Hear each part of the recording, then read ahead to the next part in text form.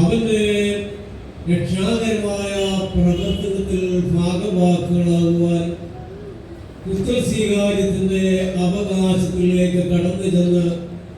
ദൈവവുമായി സംയോജിച്ച് ജീവിക്കുവാൻ തക്കവണ്ണം പ്രാപ്തരാക്കുവാൻ കഴിയുന്ന വായനകളൊക്കെയാണ് പരിശുദ്ധ സഭയിൽ പിതാക്കന്മാർ ഈ ആഴ്ചയിൽ നമുക്ക് ക്രമീകരിച്ചത്. മശീഹായുടെ രക്ഷണ്യമായ സ്നാനത്തെ നാമും ഏറ്റുകൊണ്ട് അവന്റെ ശരീരങ്ങൾ ഒക്കെ അനുഭവിച്ചുകൊണ്ട് മശീഹായോട് ചേർന്ന് സഞ്ചരിക്കുവാൻ തക്കവണ്ണം നമ്മെ ശക്തീകരിക്കുകയും സ്വർഗരാജ്യത്തിൽ ഏകജാതനായ പുത്രൻ തമ്പുരാനും സഹോദരനും സഹോദരിയും ഒക്കെയായി വേർതിരിച്ച് രക്ഷണ്യമായ ദൈവിക പദ്ധതിയിൽ ഭാഗവാക്കുകളായി നാം ഈ ലോകത്തിൽ ജീവിക്കുമ്പോൾ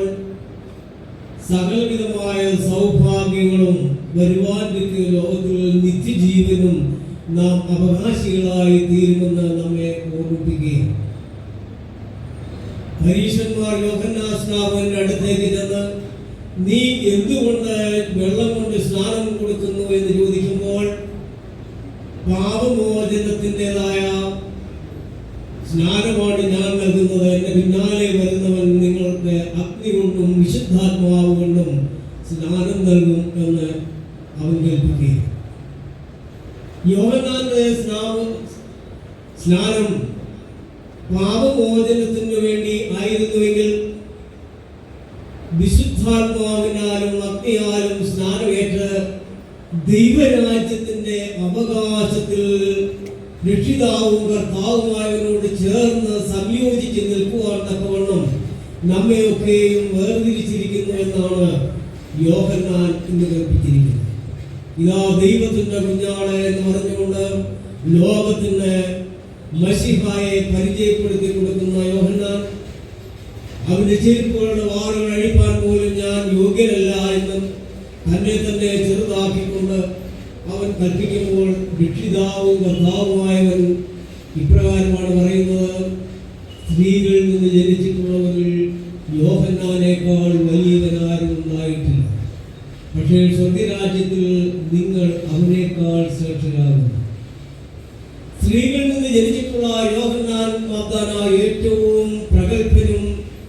ശക്തിമാനുമാകുന്നു എന്ന് രക്ഷിതാവും കർത്താവുമായവൻ ഉദ്ഘോഷിക്കുമ്പോൾ എന്തുകൊണ്ടാണ് യോഹന്നാന് കുറവായി തോന്നുന്നത് എന്ന് നോക്കുമ്പോൾ രക്ഷണ്യമായ മശീഹായുടെ ശരീരങ്ങൾ അനുഭവിക്കുവാൻ യോഹന്നാന് സമയം കിട്ടിയില്ല. അതിനു മുമ്പ് തന്നെ യോഹന്നാൻ ശിരച്ഛേദം ചെയ്ത് അവൻ കബറടക്കപ്പെടുകയായി.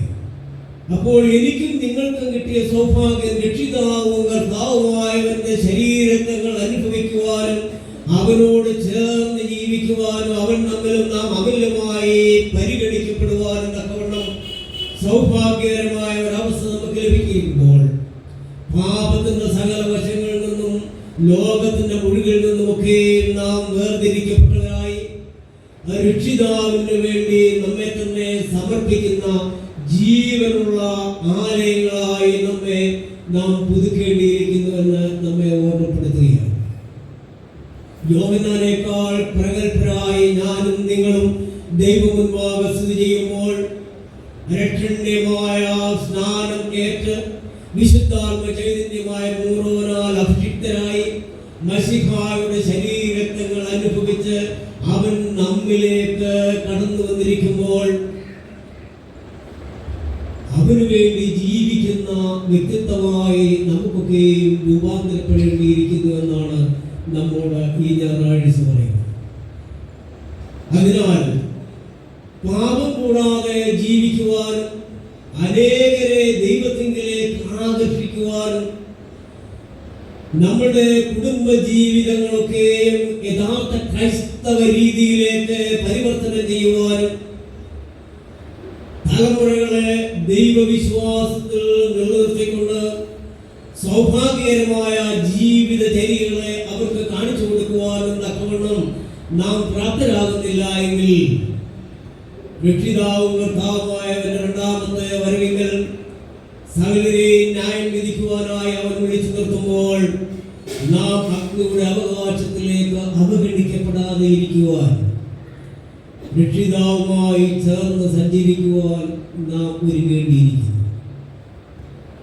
അവൻ നഷ്ടപ്പെട്ടു പോയ അവസ്ഥയിലല്ല, അവനെ പിരിഞ്ഞിരിക്കേണ്ട അവസ്ഥയിലല്ല, അവനുമായി ചേർന്ന് സഞ്ചരിക്കുന്ന അവസ്ഥയിൽ ഓരോ ക്രൈസ്തവനും പരിവർത്തനം ചെയ്ത് ജീവിത ലക്ഷ്യം നേടുവാനും വരുവാൻ നിൽക്കുന്ന നിത്യജീവന്റെ അവകാശത്തിൽ ദൈവത്തെ മുഖാമുഖം കണ്ട് അനേക യുഗാന്തങ്ങളോളം ദൈവസന്നിധിയിൽ നിലനിൽക്കുവാനും പ്രാപ്തരാകുവാൻ നമുക്ക് പരിശ്രമിക്കാം. അതിനായി നിങ്ങളൊക്കെയും വാഴ്ത്തി അനുഗ്രഹിച്ച് സകല നന്മകളാൽ അലങ്കരിച്ച് ദീർഘായുസ്സും സമാധാനവും സന്തോഷവും നൽകി പ്രവൃത്തി വിജയത്താൽ നിങ്ങളെ അവൻ കാത്തുരക്ഷിക്കുമാറാകട്ടെ. ഇന്ന്